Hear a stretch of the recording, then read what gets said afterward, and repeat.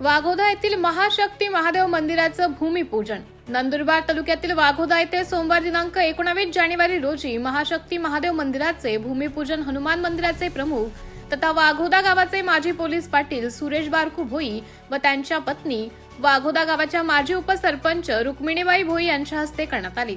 या कार्यक्रमाप्रसंगी वाघोदा गावाच्या सरपंच यमुनाबाई नाईक, हरिभक्त पारायण, रवींद्र पाठक गुरुजी, संजय नाईक, महेंद्र नाईक, कोचऱ्या नाईक, अशोक भील, भुऱ्या ठाकरे, कल्पेश पटेल, सुरेखा भोई, प्रीतम कुमार भोई, देवयानी भोई, विजय पाडवी, मनोज पाडवी, संतोष नाईक व वाघोदा येथील प्रतिष्ठित नागरिक या कार्यक्रमाप्रसंगी मोठ्या संख्येने उपस्थित होते।